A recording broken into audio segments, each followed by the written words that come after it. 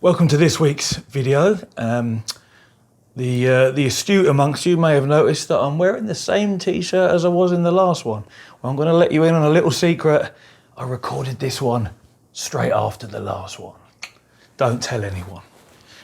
Anyway, aside from that bullshit, yeah, you find myself here on the floor, laying by my racing rig again. And as I mentioned last week, today's video is going to be about dampening springs. Now, the Next Level Racing version 3 platform comes with two dampening springs that look very similar to this.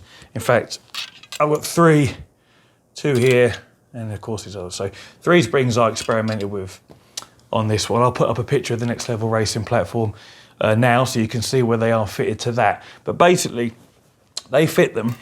You see you've got your little tie rod arms here, like we spoke about in the last video. They fit the springs essentially here. Now there even happens to be holes in the top of the platform here, perfect for hooking springs into. So I experimented with all 3 of these springs. They're different strengths, they're slightly different lengths, and yeah, none of them work. Now, what I mean by that is we can't use any of them. Do they smooth the motion out? Yes, they do smooth the motion out, but the reason we can't use them is down to balance once again.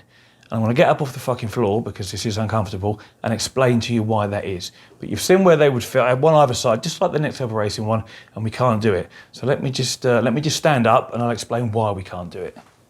Right, the reason we can't use dampening springs or any other sort of dampening on this platform, it's simply down to the strength of the motors. I suppose I should really show you, I'll show you where the play is. Basically, the 2 gearboxes attached to the motors have a tiny bit of lash. Lash is where the cogs inside the gearbox, if you imagine my fingers are teeth on cogs, where they intertwine or mesh together like this, if there's no play, they wouldn't be able to move. So there has to be a little bit of play in between them to allow them to actually rotate round with one another. So, and that play between the teeth is called lash. So you can feel that lash. You can grab hold of the seat and you can just move it a little bit from side to side, back and forward. And if you actually follow that play all the way down, you see it's the 2 little tie rods where they join onto the arms that come out the gearboxes. And if you get those little arms, you can just move them up and down and you can feel that lash between the cogs. And that's what I was hoping these springs would smooth out. And presumably that's why the Next Level Racing V3 has them.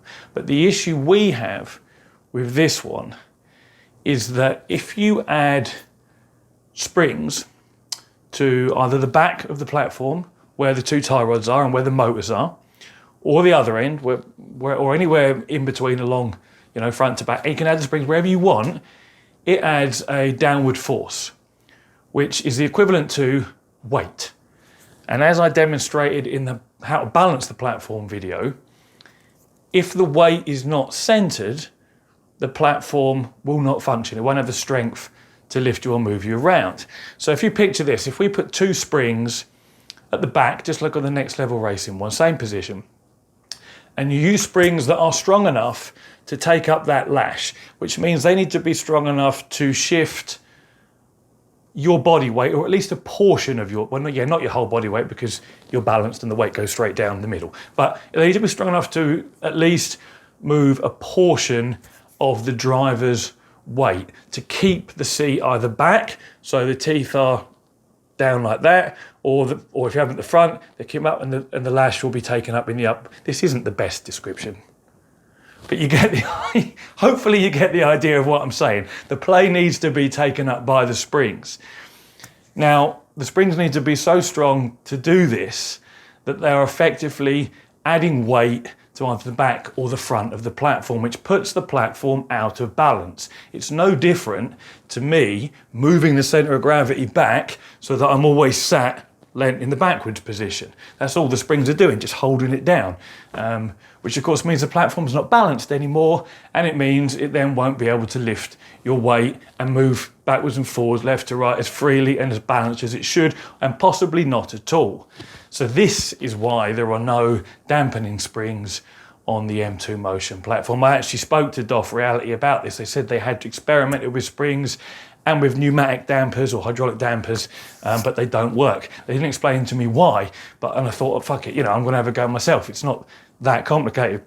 And as soon as I attached the springs, before I'd even tried it, I thought, you know what? This isn't gonna work, because I've just put my platform out of balance. I've added a load of weight, weight in the form of spring tension to the back of the platform. So all I'm doing is putting my platform out of balance, and yeah, it's going to struggle to lift me. Now I did try it with all 3 springs just for shits and giggles. Maybe it would have been all right, but no, it performed exactly as you would expect an out of balance platform to perform. If you see my previous video, where I show what happens with that. But yes, it struggled with the springs at the back to pitch me forwards, to lift my weight, because I'd effectively added another amount of weight by the force of those springs, the spring tension. So that's why we can't have dampening springs on this platform. And the reason I believe the Next Level Racing V3 can, and also why they don't mention it in their installation documentation about balancing it, because I've looked, I don't actually own one. I have used one, but I don't own one. But I did download the instructions to see whether they did mention balancing, and they don't mention balancing at all. They literally say, get the platform, bolt it on, you're good to go. Now, the only reason they could do that is if the motors they use are so strong, it makes no fucking difference whether you're out of balance or not. They've just got so much overhead, with the power in those motors, that they can launch you around whether you're out of balance, whether you weigh 100. I think the weight limit on that is, I think I've got 130 kilos in my head, and this one is only 100, this M2. And again, that's 100 kilos balanced versus the Next Level Racing V3, which is 130 kilos and no mention of balancing. And of course, there are 2 springs, on there to dampen that play, that lash in the gearboxes. It'd be interesting actually to disconnect a pair of those springs and see just how much lash or movement there actually is in a V3 platform. I've not got one here to try. Maybe one day I will. But yeah, that's my thoughts on why that's definitely why we can't have dampening springs, because you put your platform out of balance and it won't work. But I'm guessing, and it seems logical to me, that that's why Next Level Racing can on theirs, and why they don't tell you to balance their platform, because their motors, they've chosen motors that are plenty strong enough, so much overhead that they're not going to struggle whether the platform's out of balance or not, and they're not going to struggle with any additional weight, front or rear. But yeah, if I haven't already, I'll put up, either after I finish waffling, a little clip where I'm illustrating the play and the lash that I was trying to eliminate with these springs. Once you're racing, you don't really notice it, but I'll explain more in a second when I show you the movement. So in fact, yeah, I'm gonna do that now. I haven't done it yet because I'm still waffling and I'm recording this all in one go. So I'm gonna do that now and show you that. Bear with us a sec. So let's demonstrate this lash, this play that I'm talking about, that I wanted to try and eliminate with those dampening springs. If you watch the seat here, I can very slightly move it, just backwards and forwards, or left to right, or almost in a slight rotational. How does that show up on the camera? Yeah, you can see. Yeah, a very slight rotational movement there. And whilst you don't really notice it so much, I mean, I play a lot of dirt rally, which has bumps, jumps, ruts. I'm sliding around corners, handbrake turns. It's a very aggressive style of driving. It's a very rough style of driving. I'm not on smooth tarmac for the most part. We're on gravel, we're on dirt, we're on sand. You certainly don't notice it when you're playing that. If I'm playing something like R Factor 2 or Assetto Corsa, and you very gently sort of sway left to right on purpose, you can feel, it's not a dead spot as such, but I'm going to call it a floating moment. It's a moment where the seat is floating in between teeth. So it's going from resting on the bottom tooth to resting on the top tooth. And there's this little moment in between here where the seat is just floating around. Again, these finger illustrations are ridiculous, but you get the point.